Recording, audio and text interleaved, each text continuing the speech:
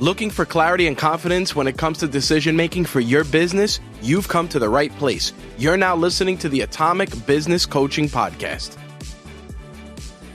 Ty Hosgen. People start speaking when they're about 18 months old or so. So why, when they become an adult and they have a profession, do they have such a tough time doing it? It's a good question. For me, it was very much the fear of being judged, the fear of sounding stupid, the fear of even being laughed at.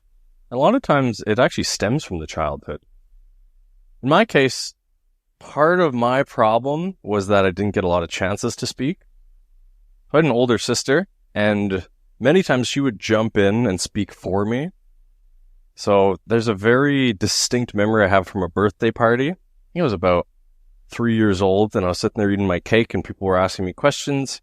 There's actually video of her, standing behind me and chiming in.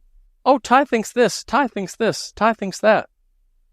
So for me, I actually didn't get a whole lot of practice speaking. I didn't really want to. I went to a speech therapist when I was about 6 years old, and they did a couple of exercises with me. I went through them, and after about 10 minutes, the speech therapist turned to my mom, and she said, "You actually can speak. He just needs chances to speak." Does he get chances to speak at home? Because when she actually walked me through in pronunciation of words, because I was pronouncing things all wrong, I could do it. It's that I didn't get the chance to. So it could be that maybe growing up, you had somebody overshadowing you. Maybe there was a situation that happened in school. There's another time I was probably in grade 4 or 5. So what age is that? 9 or 10? Something like that? Yeah, I think you're right. And I remember I was starting to chat a little bit, starting to be a little bit more chatty, or trying to. And then somebody called me out. His name was Brandon. I remember to this day. Brandon called me out, and Brandon said, "Ty, why are you trying so hard? Just shut up." And there could be little occurrences like that. I remember that to this day, and I have been so quiet the rest of my childhood since some of those moments. So I think a lot of it does come from childhood, and then maybe you build some confidence as you get older, but then you could be in a situation where you feel pressure, or you feel like, oh, people might be judging me again. I kind of want these people to like me, and a lot of those feelings might come back from, whether it's a sibling speaking above you, or whether it's a classmate or a teacher saying something that kills a bit of that confidence. That's usually where it originates, and it's some type of fear, regardless of what that fear might be. Yeah, I mean, fear, false evidence appearing real. That's a great acronym to use for it. But confidence, when you're talking about that, and a lot of times you don't have confidence because you're fearful.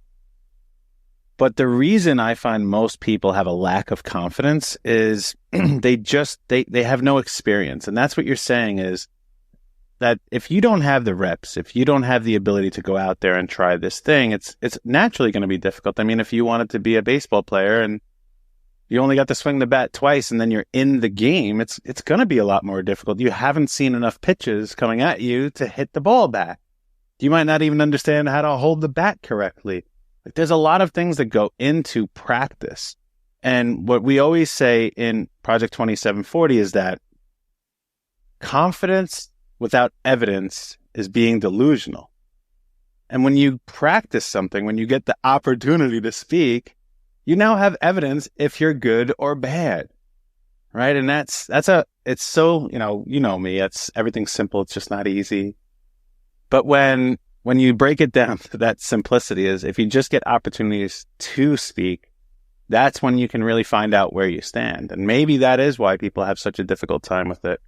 They're not giving themselves enough opportunity. And notice what I said there. They're not giving themselves enough opportunities. I know when I started speaking for real, like in front of larger groups, I had a mentor and he had been doing this for a very long time. And he sat with me and he showed me what to do. And then he allowed me to destroy it in a bad way, not in a good way. I was horrible. And he's like, see, how'd that feel? Now, he picked up in the middle when I was literally sweating bullets in a suit, presenting a very professional thing. He picked me up and he took over. But he's like, if you didn't feel how bad you could be, you wouldn't ever know that feeling again. And I think for me, at least, that was a turning point in my life of like, okay, that's probably the worst it's ever going to be. I can only improve from that nightmare of a speech I just had. But if I didn't have, if he didn't give me that opportunity, because he pushed me into it, if he didn't give me that opportunity, I don't know where I would be today. Huh. A lot of times too, people think that they have the opportunities, but they're not actually in them. So what I mean by that is they have to speak at work probably all the time, but they're not actually trying to do anything. They're just trying to get through it. So they're not actually putting themselves in the opportunity, trying to get better, practicing, analyzing what they're doing. They're just trying to get through it. So if you're always just trying to get through it, the thing with speaking is that you can't just put in reps on their own and then expect to get better, right? Because if that were the case, how many times have we said words in our life? Right. Many, many, many, many times. But is everyone a great speaker? No, they're not. So it's not just about the reps. You actually have to analyze what you're doing. You need something to at least experiment with, like, I'm going to try to slow down my speech. Oh, I'm stuttering, or I'm using filler words, or I'm not very clear, I'm losing my train of thought. I'm going to try to do this now, use less filler words. And so for you being thrust into that situation, you were thrust in, but then you got feedback, and then you're going to try again, and then your mentor said, let's try this. So having somebody like that is I had a task too, Ty. Sorry for interrupting, but the task was I had to say what I was going to say in 15 minutes. And that's where it got destroyed, because I was like on slide, 2 of 10, and I was like 11 minutes in. And oh my, I'm never going to, and it all came up from that point. But yeah, I did have somebody there with me, but you mentioned something. If you're just trying to do this over and over again with no intention from it, then what really will come out of it? And one of the things my basketball coach taught me, this is in high school, he said, Adam, the phrase practice makes perfect is meaningless. It's perfect practice makes perfect. And he's like, the point of us being here is to practice the right way so it becomes muscle memory. So every time, because I was very against authority. Maybe that's why I own 7 businesses, right? Like, I'm going to do it my own way. And he is trying to tell me to move my elbow in or dribble the ball this way, whatever he was telling me. He's like, no, we're trying to improve the practice. And when he gave me that little nugget, I'm like, I'm an asshole. Like, I've been fighting this guy, and all he's trying to do is help me. That's so key, because growing up, I played basketball as well. And we would mainly just scrimmage as practice. We had a very small team. I grew up in a small town. It's only like 15 kids in my class. So we actually had to like bring in kids from another town just to form a team. Our team wasn't going to be good anyways, realistically. But our practice was basically just us running around as if we're playing a game. We're not learning drills. We're not learning any plays. We're not actually building skills. So that's the same as people are going to work and speaking every day. They're talking to different people. They're talking to people in their personal life, but they're not actually getting better. Right. So they're kind of just running around like, me and my other 13-year-old friends were in the gym, not actually building skills, even though we were technically practicing. Yeah, you were getting reps in, but not improving the form of those reps. That's a great way to look at it. I appreciate all of your content about speaking, because while I get an opportunity to speak often, I'm not a professional speaker. I'm not an expert speaker, and you are. So every time I watch you or listen to you, I always take something away from it, and I appreciate all of that. And when I have heard someone give a great speech, and I don't mean that what they told me was revolutionary. I mean, the way that they told it to me was like, it hit me in like everywhere, right? You get the chills almost. And what I relate it to is it turns into music for me. And, in mine and Tom's business, Atomic Business Coaching, we preach all about harmony, that you can't have work-life balance. You have to have harmony. And we always talk about, your work and your life and your employees and your client. It's like this symphony, and they're all different musical instruments. And I look at speaking, a good one, as this like beautiful piece of music. And I learned a little something about you, is that you have a musical background. And I'm wondering how much the music has crossed over into what you do for a profession, and maybe which came first, the speaking or the music. It's a great metaphor, actually, thinking of the way that we speak using our voice as an instrument, right? We can play a lot of wrong notes when we're speaking. We can play a very boring song when we're speaking. We could play a song that just kind of sounds kind of fast and kind of aggressive and sounds like we're going to make someone kind of anxious if they're listening to it. So there's many different comparisons, but I actually started playing the piano when I was about 6 years old, way before I became any type of decent speaker. And it was before Brandon. Yeah, before Brandon. Okay. Yeah. I'm trying to put it together. Okay. Yeah. Before Brandon. All right. Started at 6 years old. I had a great teacher. She would have a little bowl of candy out in there's a little area in the entrance right outside. So you'd see the candy when you walked in for the lesson, but you could only take a piece on your way out. So great way of making a 6-year-old boy want to come back was just getting that little hit of sugar right at the end. Not at the beginning, but at the end. And so I remember that very vividly. Piano actually didn't become cool for me until I got a little bit older and became a teenager. Remember, kids would actually say piano was girly, piano was lame. But my mom, bless her soul, she'd say, Ty, you're not allowed to quit. There were many times I was just like, I don't want to practice. And she'd said, let's just do one more day. Just practice today. Just practice today. It's like, well, I guess I can practice today. So we've probably heard some version of just get through today, just practice today, and a lot of self-development stuff. And my mom was teaching it to me. It's awesome. With my piano practicing from a young age. So shout out to her for having that concept, because you can always practice another day. And then much like any other pursuit, eventually you get good. And then eventually you start getting the results. So for me, some of the results were a little competition here and there. Girls started to notice a little bit more, which was pretty cool too. Great for a shy kid to have a skill like that. And then as I got older, I actually started teaching. I taught kids for a number of years. I had 2 groups of kids that I would teach. One, they were just, your normal kids, paying clients. Their parents put them in lessons. And then the other group, they were underprivileged kids. Their parents couldn't afford lessons. So one of my favorite students, his name was Noah. Noah was a little 6-year-old boy, and he was one of the underprivileged kids. So with these kids, I actually had to go to a school and teach them as part of a program. And so imagine this, elementary school. It's a very small room, just big enough for a piano and a bench for 2 people. So I'm sitting on this bench with Noah, teaching him. He was the type of student that would really build up your patience. So that's the most polite way I've ever heard somebody say that. Yeah. Really builds your patience muscle, one of those kids. But I loved him. He was so funny. And so we're sitting in this little room side by side. And one day he stops and he says, Ty, my brother said that if I keep playing the piano, I'm gonna be a pianist. I'm trying not to egg him on, so I'm trying not to laugh. And I say, oh, what do you mean, Noah?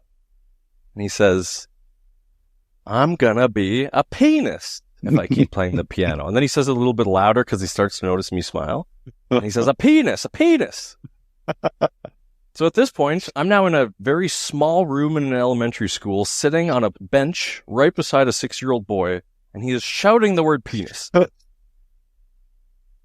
it turns out he wanted to say the word pianist, which is accurate. That is a person that plays the piano. Pianist. So it's also a great lesson for enunciation if we're talking about communication as well. So lots of good times teaching those kids. That's awesome. How do you feel that music plays a part in your coaching now? And do you utilize skill sets from being a pianist to now being a speech coach? Yeah, I would say teaching kids helped me teach adults. Talked about that patience muscle getting built. That certainly helps with coaching. It definitely changes the way that you see other people learn. So kind of seeing how their brains work and how quickly people pick up on stuff, how much repetition is needed, how much practice they need, when to move on, when to stick with certain points.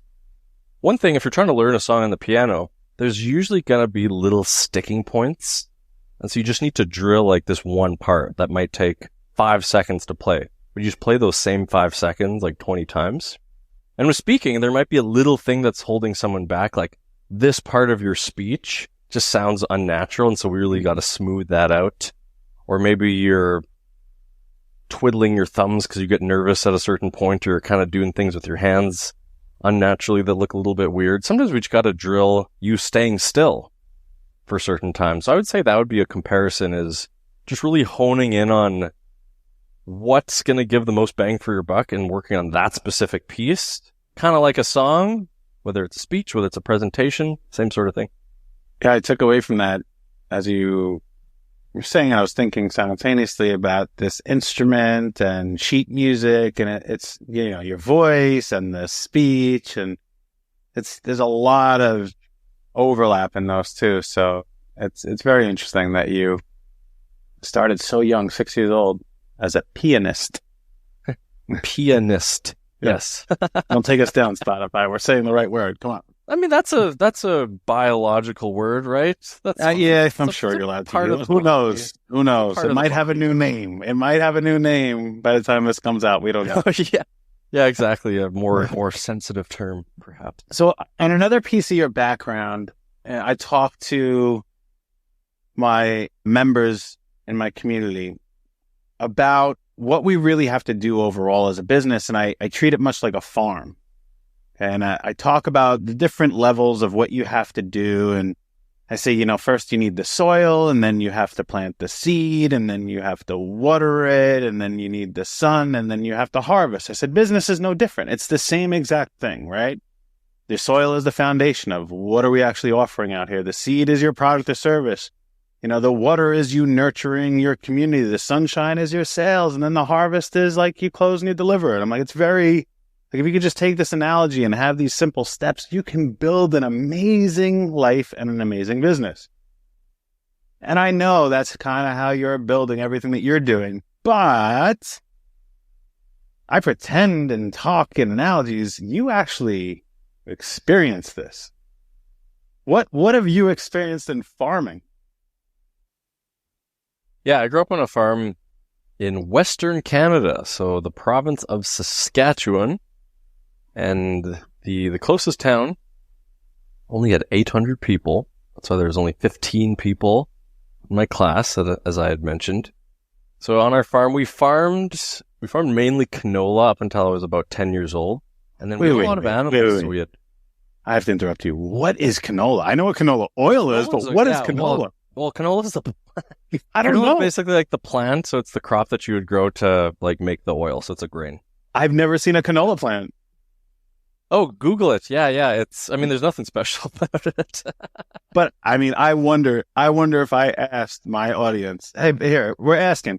Yeah. Hit either me or Ty up on LinkedIn and tell us, and it's, you know, you can go in the show notes, the button's there to find us.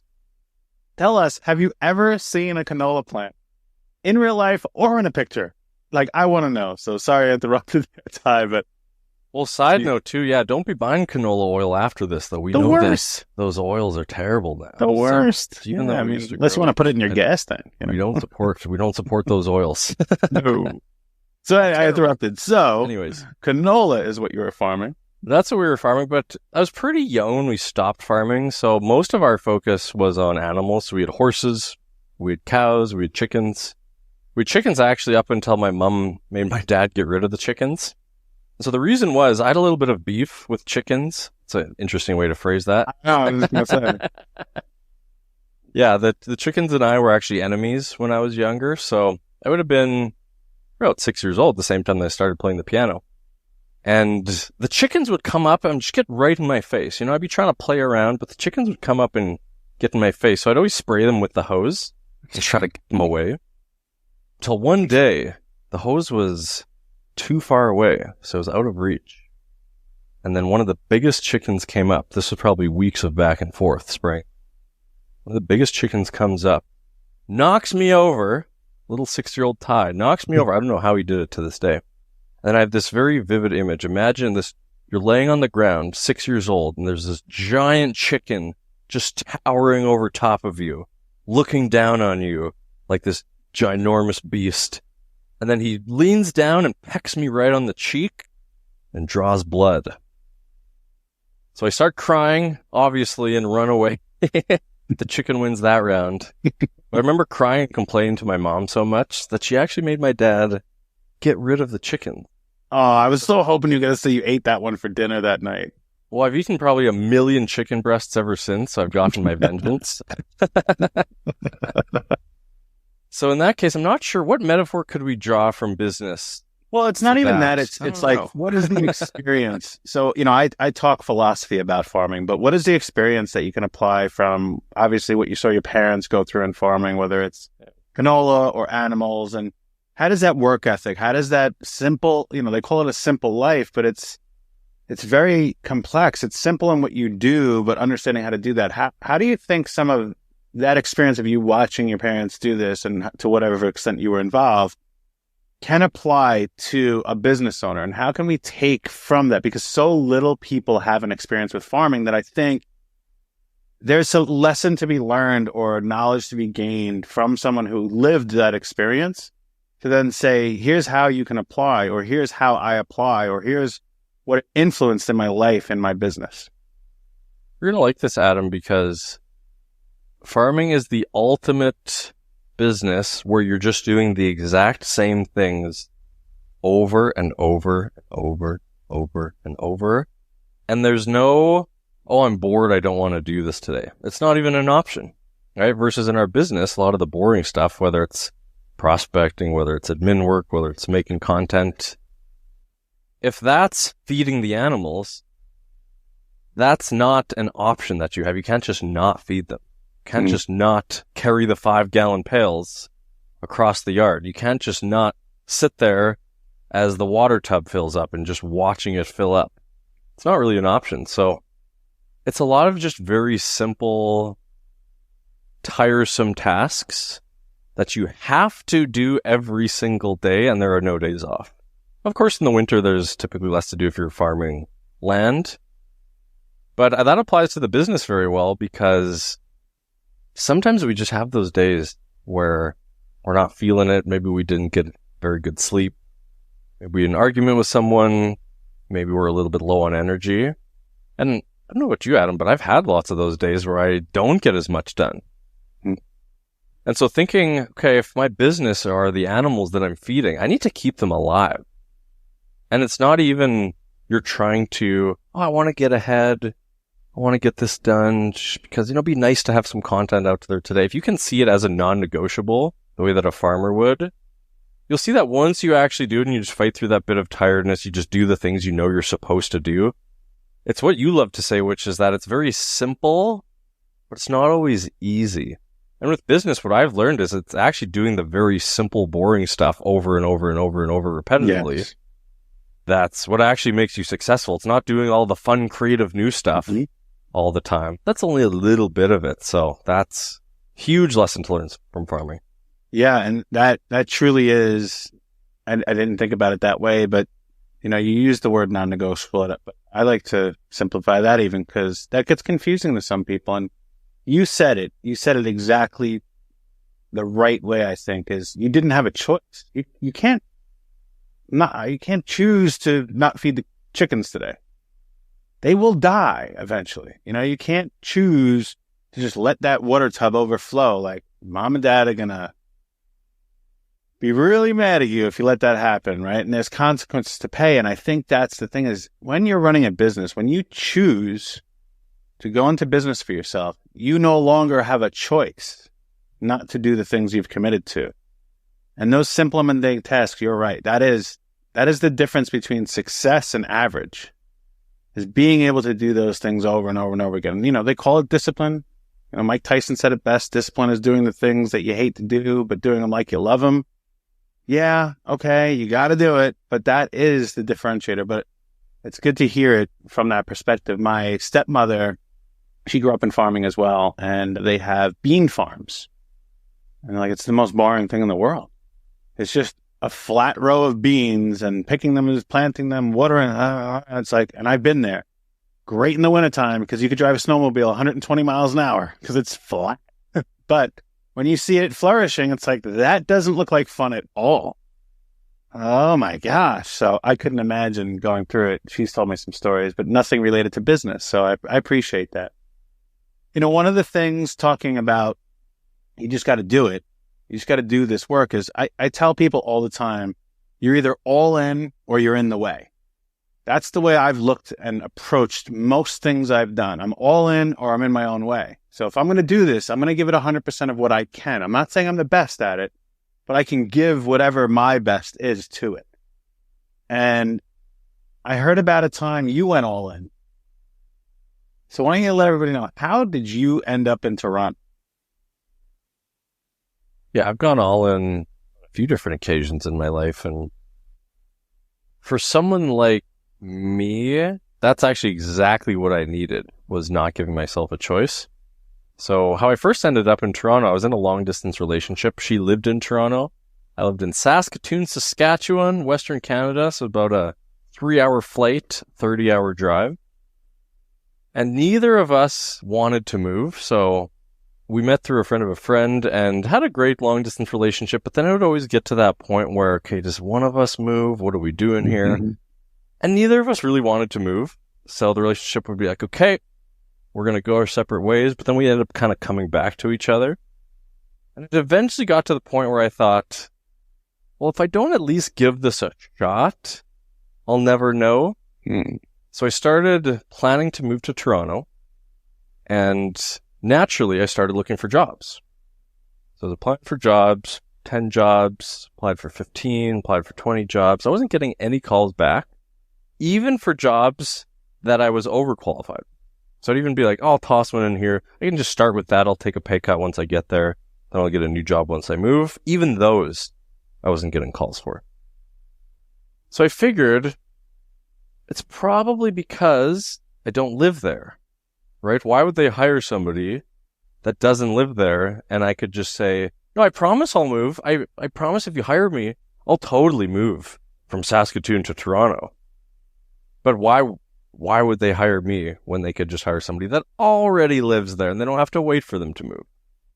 So it got to the point where I realized I probably just have to move there and figure it out. And I told my mom this. And she's the classic, cares a lot type of mom, maybe worries a little too much type of mom. And she said, oh, well, there's no way you can move there without a source of income. Like, what happens if you don't get a job? Whether it's your mom or your dad or a friend or your inner voice that says, well, what happens if worst case scenario? So initially, I kind of agreed with her and I got a little bit held back and I thought, well, she's right. What would happen? What do I go just live on the street? What would happen? And then I came to my senses and I decided to take a chance on myself because at that point, I had done a lot of work on myself. I had become a pretty good speaker. I had a pretty good career. And so I thought, let me at least see what I'm made of. So I packed up all my possessions into my car. Imagine trying to sell everything that you can until you only have what fits in a very mid-size sedan car. Not easy to do. No. Not easy to do at all. So I made the 30-hour drive from Saskatoon to Toronto, and then a couple months went by after moving there. Applying for jobs, still not getting jobs. Applying for jobs, still not getting jobs. To where at one point I thought, maybe my mom was right. Maybe this was really foolish. The worst thing that can ever happen to a young man. Yeah. For a 25-year-old to say maybe my mom was right. Yeah. Maybe I'm not cut out for this. Maybe the job market's different here and I'm not as valuable here. maybe I'm not good at all, right? Maybe I'm not good enough in general. All those types of thoughts start creeping in. But you know what happened? I didn't become homeless. I didn't have to go live on the streets. Obviously, because if you gotta figure something out, you just find a way. Yeah. Okay, so your motivation is never higher than it is when you need to figure something out. So I just went even harder, eventually found a job, eventually then got a better job. Everything worked out. But if I had waited until I had a job there, I may have never moved. Right. So going all in and putting that pressure on yourself might not be for everyone, but if you want to test what you're made of, I recommend it. Yeah, and it doesn't have to be as big as like selling all your personal belongings to fit in the steps. You crazy man. It could be as simple as like, I'm going to the gym today.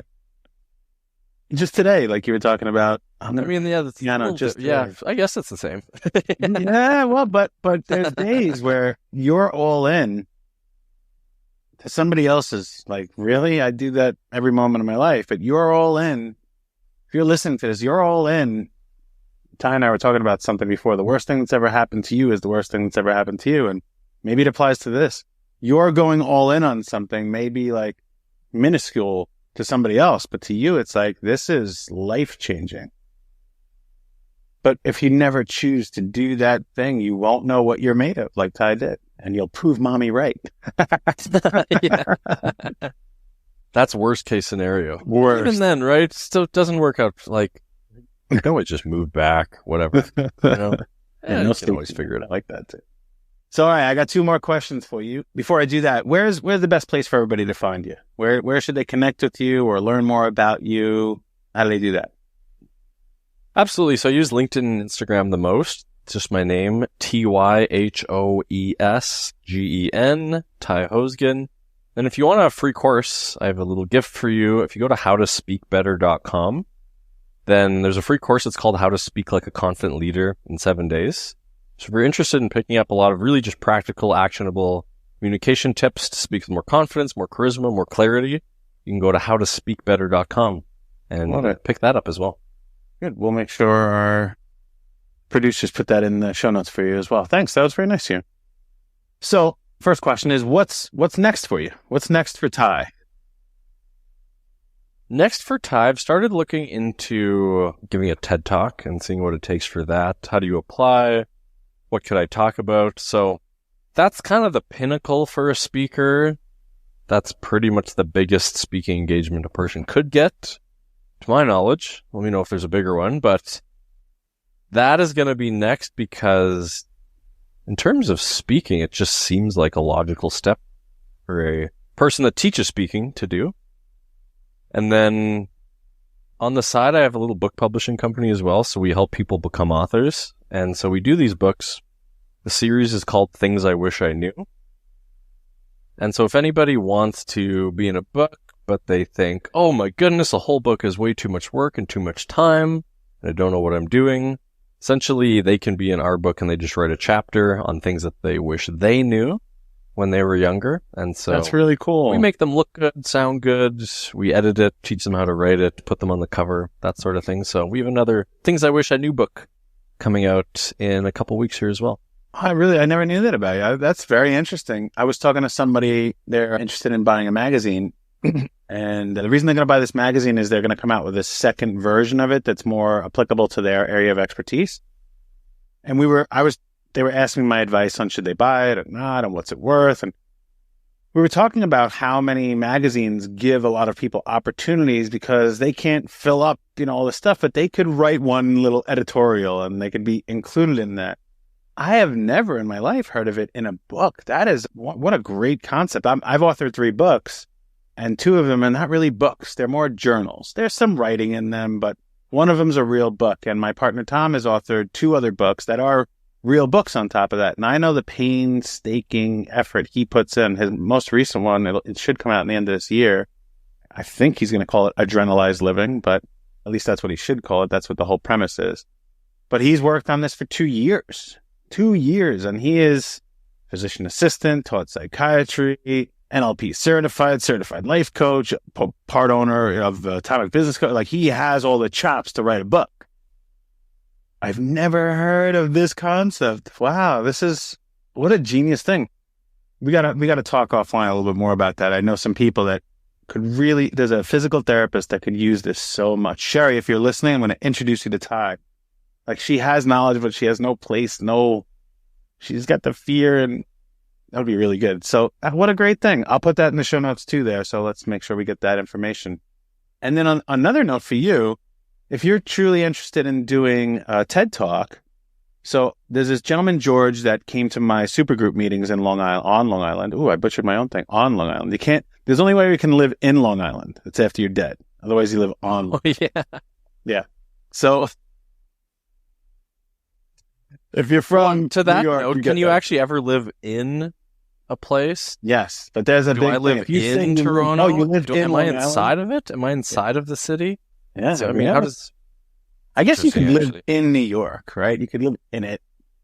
Yeah. There's ways to live in it because But we're technically on it. Like, we're on the ground that's there. No. What's the right way here? There's probably a podcast about this. There's a whole episode. Like, can you live in a city, or are you on it?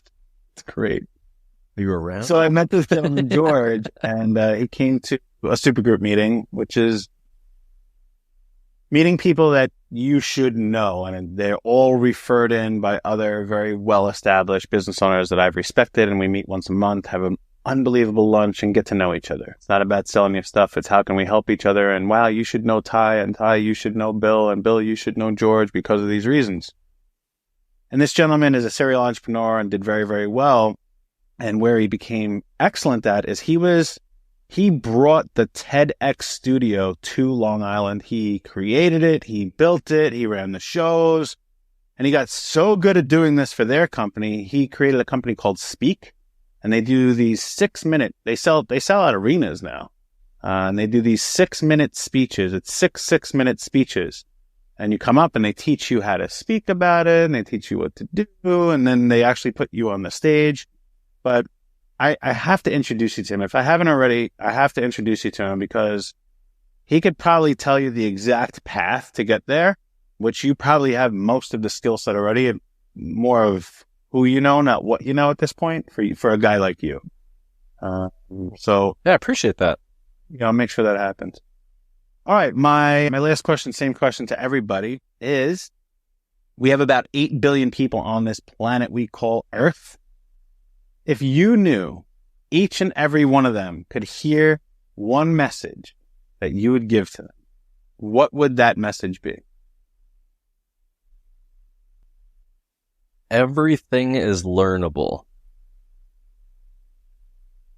I say everything is learnable because that takes care of any sort of limiting belief, any fixed mindset, any problem in your life, any challenge that you're facing. If you can learn a skill that helps solve your problems, if you can learn a skill that gives you a better life, if you can learn a skill that gives you better relationships, if everything is learnable, then you have a hope no matter what happens. Ty Hosgen, thank you. My pleasure.